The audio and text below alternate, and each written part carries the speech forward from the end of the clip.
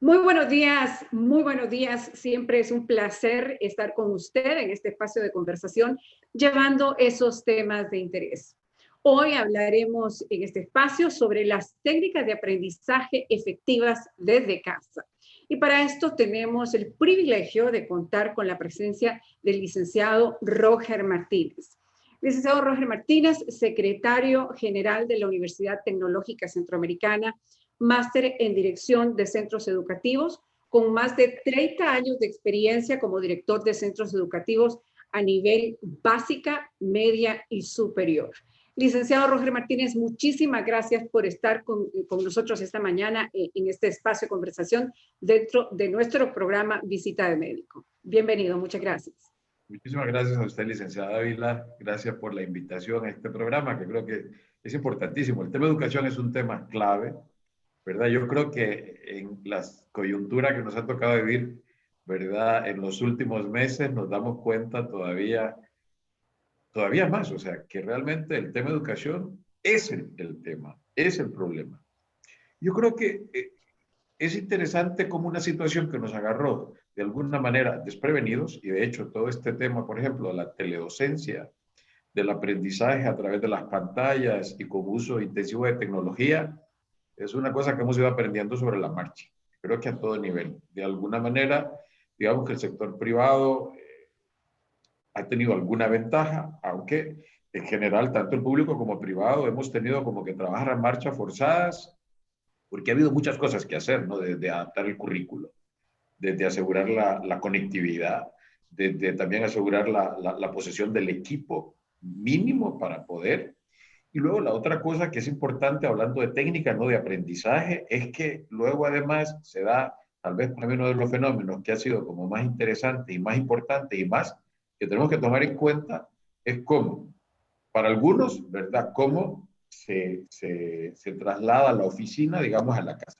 Y esto tiene una repercusión educativa, ¿ok? Claro. Para los que son padres de familia y tienen hijos, tanto en educación preescolar incluso, porque hay teledocencia para preescolar, primaria, media y a nivel superior, evidentemente. Ahí hay porque es un reto, porque es una convivencia cotidiana en una casa que además de ser casa es oficina. Y luego además es aula de clase, ¿verdad? Se convierte en un espacio pedagógico. La casa, ¿verdad? Que puede ser diferentes espacios de la casa de familias donde está casi, ¿verdad? Donde hay muchos miembros, seccionada la casa y se ha convertido en un espacio pedagógico, ¿no? Y eso definitivamente ha sido un gran reto, pero yo creo que sí se han ganado muchas cosas y que una vez que superemos esta etapa histórica, digamos, universal, va a haber ganancia, ¿no? Porque creo que el uso intensivo de tecnología es algo que va a continuar y que es importante que los padres de familia y los mismos estudiantes más grandecitos tomen en cuenta. Y es importante, licenciado Roger Martínez, verlo desde el punto de vista positivo, porque si bien es cierto, nunca antes el sistema educativo a nivel mundial había sido fuertemente interrumpido como lo vivimos en este año 2020 y como lamentablemente vemos que se avisora el año 2021, lo cierto es que tenemos que transformarnos. Aquí me llama la atención que las universidades, antes de la pandemia, contaban, algunas universidades en el mundo contaban con programas análogos de educación no presencial, es decir, educación a distancia. Este tipo de universidades sugería a sus estudiantes que previo a tomar estos cursos realizase ciertos test que permitieran darse cuenta al estudiante si era capaz, si tenía habilidades o aptitudes que le permitieran tener un éxito al final de estos programas. Es curioso porque hoy en día esto nos agarró de sorpresa y todos, niños, bien lo ha dicho usted, desde de preescolar, todos hemos tenido que adaptarnos a estas metodologías sustitutivas de educación presencial. ¿Cómo garantizar, licenciado, que efectivamente todos nuestros jóvenes, nuestros niños, salgan victoriosos después de esta prueba de fuego que todos estamos atravesando? Bueno, yo creo que, o sea, lo que pasa, licenciada Ávila, es que tenemos que partir de las diferencias que hay en cada uno de los niveles de aprendizaje. O sea, cada uno de los niveles de alguna manera presenta unas características propias y unos retos propios. Porque de alguna manera, por ejemplo, y yo lo he podido ver, ¿verdad? En algún caso, con niños en edad preescolar, de alguna manera los padres o los que acompañan al niño tienen un papel protagonístico. Y luego la otra cosa es que además claro, el espacio de atención, el tiempo de atención de un niño en edad preescolar es muy breve. Y ahí le digo yo, en todo esto, yo creo que los héroes de toda esta situación, desde el punto de vista educativo, han sido los profesores, porque preparar una clase online es mucho más complicado que una clase presencial, y luego además mantener la atención de unos alumnos a través de unas pantallas es mucho más retador que mantenerlo cuando estamos de manera presencial. Pero bueno, yo creo que eso hay que tomarlo en cuenta. O sea, primero yo creo que de alguna manera los padres de familia con niños en edad preescolar y en el primer ciclo de educación, que desde primero a tercer grado, sí hay que tener bien claro que hace falta de alguna manera supervisión.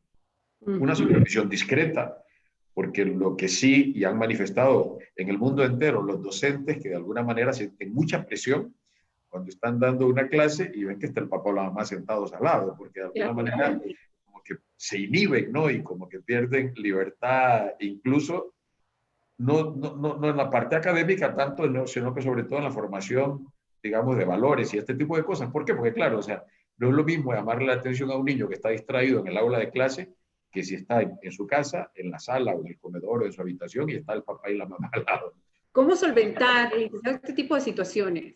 Yo creo que es un tema de tomar acuerdos. Creo que sí es importante que tanto la familia como la institución educativa se pongan de acuerdo para ver cómo esos ámbitos de autonomía se van a seguir respetando, que creo que es una cosa bastante saludable, y eso es una de las primeras pautas que es importante seguir, aparte de que, claro, la familia tiene que asegurarse de proveer de los medios, ¿no?, tecnológicos para que el alumno pueda tener un acceso óptimo a los conocimientos, ¿no?, que es una de las cosas, le digo, que ha sido bastante desiguales, sobre todo en América Latina y en otros países donde todavía no se alcanzan unos niveles de desarrollo deseables. Pero no crea, o sea, yo he encontrado artículos de Inglaterra e Italia, donde sí, donde hay algún sector de la población que ha manifestado problemas para la obtención o obtener los medios tecnológicos, el equipo necesario de la docencia efectiva,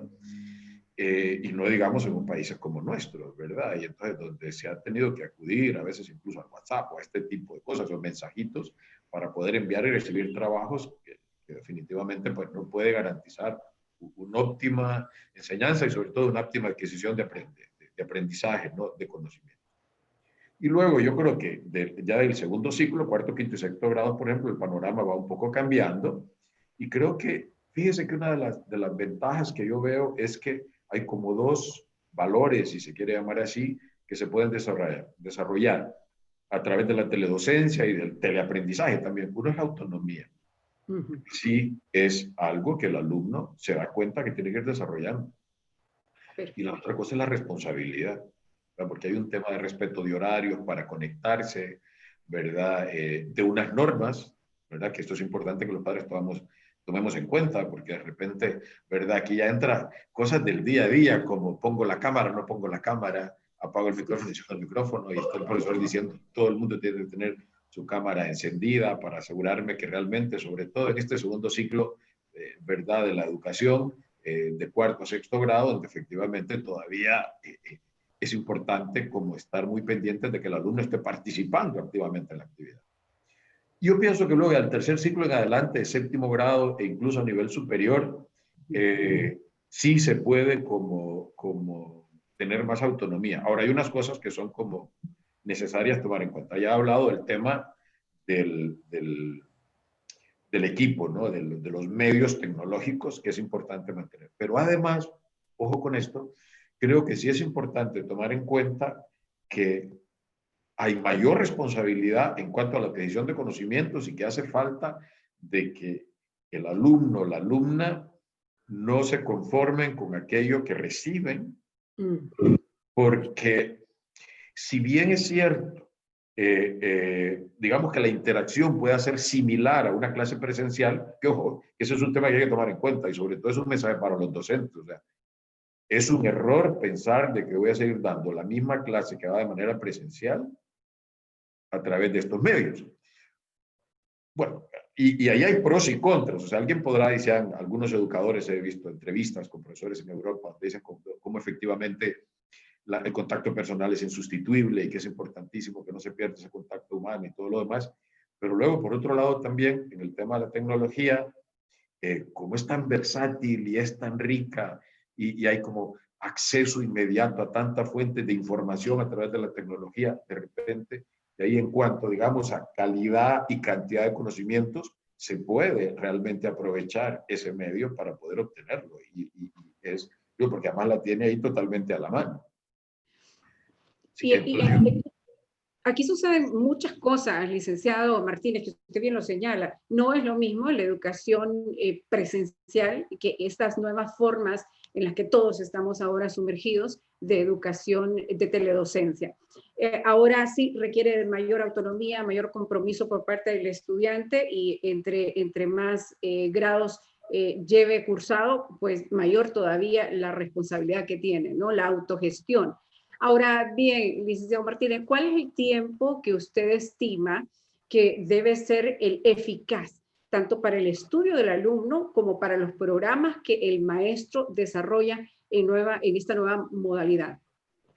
mira, vamos a ver, ahí es otra cosa que depende también de las edades, pero digamos, sobre todo ya el tercer ciclo de educación o ya cuando hablamos de el nivel diversificado, los bachilleratos o cuando vamos a nivel superior, pero ordinariamente lo que es ya, porque se ha empezado a estudiar, porque es interesante, porque hemos tenido la ciencia, que la pedagogía que corriera a estudiar este nuevo fenómeno. O sea, antes, cuando se hablaba de la educación digital o la educación virtual, se pensaba que era de menor calidad. Había universidades que tenían, en concreto, nosotros en Unitec teníamos, no me equivoco, eran 4 o 5 carreras totalmente, había un par de maestrías, que eran totalmente de manera virtual, ¿ok?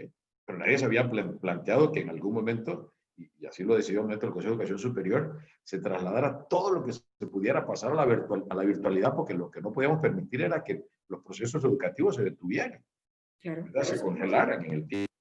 Había que continuar trabajando, había que continuar, había que seguir adelante, había que seguir aprendiendo, tenían que continuar las escuelas, los colegios, las universidades realmente trabajando. Y luego lo que sí se ha encontrado, le digo, es que son periodos que van de entre 20 y 30 minutos, digamos, de reuniones. O sea, no se puede mantener un horario, por ejemplo, con clases de 40, 50 minutos o una hora. Lo que se ha Claro. encontrado que lo mejor es hacer una combinación, ¿verdad? Una reunión, digamos, que se parece de alguna manera con algunos elementos de la educación presencial, luego que haya trabajo autónomo. La ventaja ahí es que ese trabajo se puede enviar de manera más fácil por medios también digitales al que está encargado, al que coordina el proceso de aprendizaje, porque eso es otra cosa importante. Creo que el rol del profesor ha cambiado, Claro. ¿verdad? Lidera, coordina, ayuda, porque el alumno ahora sí, más que nunca, se ha dado cuenta con la conexión permanente, ¿verdad? A la tecnología, que hay un montón de conocimientos que lo puede obtener por él solo. Y que el Claro. profesor realmente lo que tiene que transmitir al alumno es aquello que el alumno no puede encontrar en Google, sino cosas que sean totalmente más ricas, que enriquezcan más al alumno y que realmente generen, digamos, un cambio en su vida, ¿no? Y que lo hagan realmente mejor persona. Es que se evidencia, licenciado Martínez, una evolución que nos ha venido ahora sí que sin buscarla, una evolución de los seres humanos básicamente en este sistema educativo. Antes, y yo no sé si usted coincidirá conmigo, pero antes el sistema educativo era como más paternalista, era llevar al alumno de la mano y ahora toca mucho que el alumno se autogestione. Y acá me llama la atención porque usted habla justamente de esa gestión del tiempo y me hace pensar en estas metodologías que los expertos en coaching estiman o sugieren para el manejo efectivo del tiempo. Esta técnica Pomodoro de 20 minutos de trabajo intensivo, cualquiera sea la tarea que realicemos, y luego un espacio de descanso de aproximadamente 20 a 25 minutos, luego 5 de descanso. Veo que, de acuerdo a su experiencia, esta sería también la mejor metodología que podemos utilizar para con nuestros alumnos o con nuestros chicos en casa, ¿cierto? Sí, definitivamente, ¿no? De trabajo y luego un trabajo autónomo, un trabajo independiente, ¿no? Y una cosa y luego enriquecer la discusión, o sea, los foros, el intercambio de conocimientos, que cada quien aporte, sobre todo, insisto, de séptimo grado en adelante y a nivel superior. Yo diría, o sea, el profesor sigue de alguna manera teniendo un papel muy importante. Yo diría que es protagonista, pero es coprotagónico el alumno, ¿verdad? Y eso es algo que en pedagogía se ha venido hablando desde hace pues, 50 años o tal vez más, pero nunca se había como visto de manera tan concreta, tan real. ¿Cómo? Porque o sea, el asunto es que le digo, o sea, de alguna manera el alumno en el aula está como cautivo. Ahora el alumno está libre, además, en un ambiente distinto. Entonces, por eso le digo, o sea, igual apaga la cámara, igual apaga el micrófono, igual el profesor asume, bueno, hemos encontrado, ¿verdad?, todo tipo de historias, ¿verdad?, a veces en los medios de comunicación, del que pone la foto, incluso en movimiento, con cara de interesado, y resulta que lo que está ahí es una grabación, ¿verdad?, ha filmado algo, y el alumno no está. Entonces, eso también requiere que el profesor incluso, y uno de los temas que no quiero dejar de tocar, licenciada Ávila, es el tema de la evaluación. O sea, la evaluación sufre también, ¿verdad? Claro. Porque ahora una de las dudas más grandes que desde que se empieza la educación virtual, ¿verdad? Ya hace ya varios años, ¿verdad? Hace ya más de una década más, ¿verdad? Desde que se daba aquella educación por microondas y no sé qué más, hace muchísimos años y todo lo que ha pasado hasta la situación en que estamos. Bueno, ¿cómo me aseguro que es el alumno el que realmente hace la evaluación? Licenciado Martínez, de verdad un verdadero placer haber conversado con usted en este espacio, que así se nos ha quedado bastante corto porque el tema da para más. Pero sin duda, seguir apostando por la educación. Muchísimas gracias, licenciado Martínez. Muchísimas gracias. Sus órdenes y gracias por la invitación. Muchísimas gracias. Y a usted que nos ve del otro lado de la pantalla, muchas gracias. Que esté bien.